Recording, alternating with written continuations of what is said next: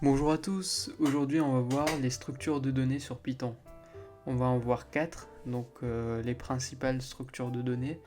On va voir les dictionnaires, les listes, les sets ainsi que les tuples. Commençons par les dictionnaires. Les dictionnaires, ce sont des collections donc non ordonnées qui stockent les valeurs par des couples clés-valeurs.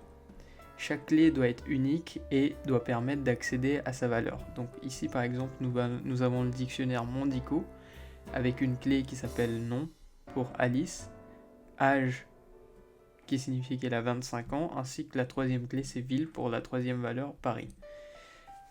Maintenant ce qu'on va faire c'est qu'on va essayer d'accéder à une valeur par la clé. Donc dans Indico on peut accéder à ces valeurs grâce à la clé. Par exemple ici si on veut donc print afficher la valeur du dico à laquelle correspond la clé non, on va l'écrire comme ça. Donc on va lancer le terminal. Donc on va faire Python 3, donc dictionnaire.py.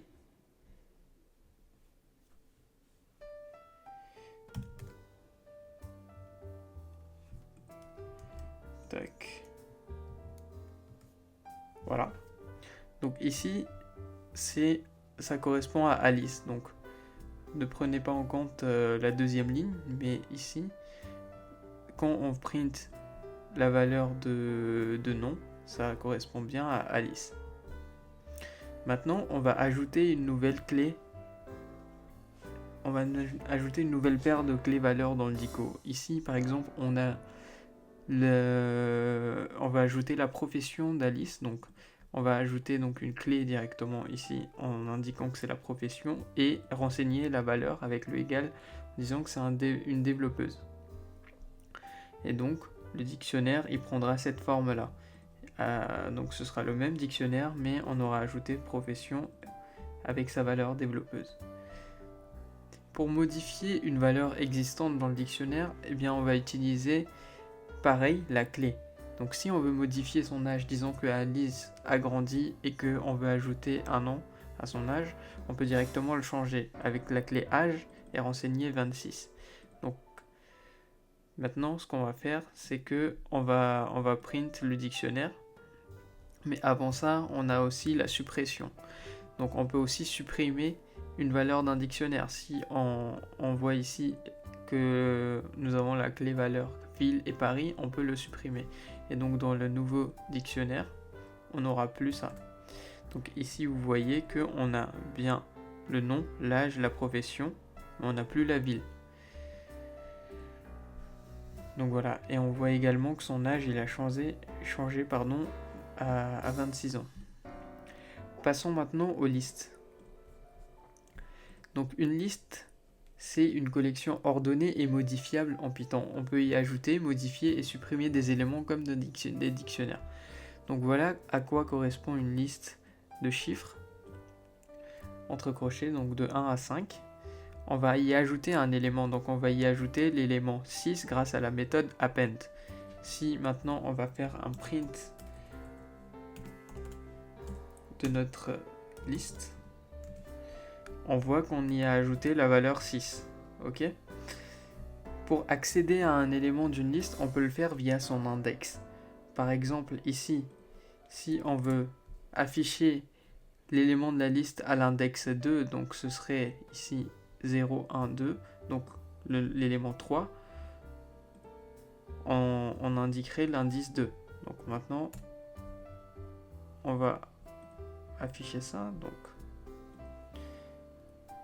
tac.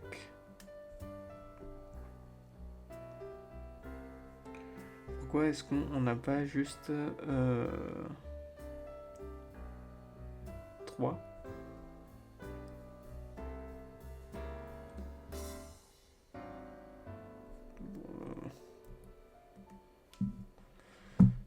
Bon, on va mettre ça en commentaire. Tac. On va sauvegarder. Tac. Et là, on a bien 3, c'est bon. Ok ? Donc voilà comment on accède à un index, à un élément de la liste via un index. On va maintenant modifier un élément de la liste. Pour modifier un élément de la liste, on va utiliser donc son index et renseigner sa valeur avec un égal.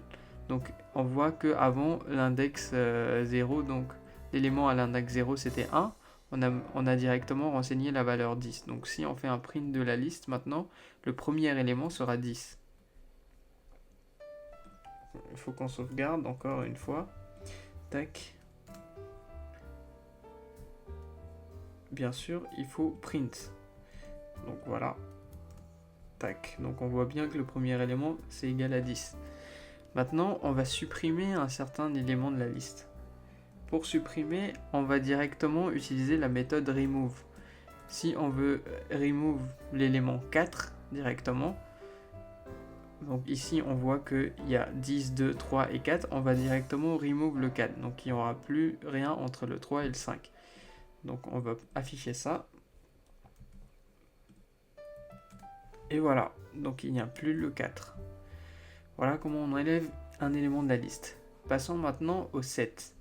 Les sets, ce sont des ensembles en français, donc des collections non ordonnées qui ne contiennent pas de doublons. Les sets, ils permettent une chose, de garantir que chaque élément est unique et que les éléments ne soient pas indexés, comme dans un réel ensemble en mathématiques. Donc voilà à quoi nous ressemble notre set. Il va de 1 à 5. On va ajouter un élément au set, donc là on ajoute l'élément 6 avec la méthode add. On peut ajouter un autre élément qui est le même que celui qui est déjà présent. Par exemple ici, on va ajouter un élément 3 alors qu'il est déjà présent. Le concept du set, c'est qu'il n'est justement pas censé stocker le doublon. Donc le set va rester 1, 2, 3, 4, 5, 6. Donc il n'y aura pas 2 fois 3. Pour supprimer un élément d'un set, on va utiliser la méthode remove. Donc là, on va remove directement l'élément 4. Et pour vérifier si un élément est dans le set, on peut juste utiliser in, donc la formulation in en Python. Donc on va afficher le set final. Donc, 3 set.py. Donc voilà, il affiche bien true parce que 3 est dans le set. Et il a bien enlevé le 4. Parce qu'on avait utilisé ici la méthode remove. Ok. Passons maintenant à la dernière structure de données, les tuples. Donc les tuples, c'est quoi? C'est des collections ordonnées mais immuables, c'est-à-dire qu'on ne peut pas les changer. On ne peut pas les changer, donc ni ajouter ni supprimer ces éléments. Donc on peut accéder à des tuples de la même manière qu'une liste, donc grâce à son index. Ici, on voit que à l'index 3, nous avons l'élément 4. Donc si on print le tuple, donc on va print le tuple, on voit bien qu'on accède à l'élément 4. Maintenant, on sait que les tuples sont immuables. Mais une fois créés, donc si on essaye de changer par exemple l'élément à l'index 0 et qu'on essaye de lui mettre 10, cette ligne va provoquer une erreur. Donc on va réessayer. Tac, exactement. Donc voilà la ligne qui provoque une erreur. Parce qu'un tuple, il nous dit que c'est un objet qui est non immuable. Voilà. Donc ça c'était pour vous montrer qu'on ne peut pas changer les tuples. Et c'est tout pour notre vidéo. On a vu les 4 principales structures de données en Python, donc les dictionnaires qui fonctionnent par couple de clés-valeurs, les listes qui sont des collections mutables, qu'on peut modifier, ajouter et supprimer, dans lesquelles on peut supprimer aussi des éléments, les sets qui représentent les ensembles et les tuples qui sont donc des collections immuables. N'hésitez pas à me dire si vous avez des questions en commentaire. À la prochaine.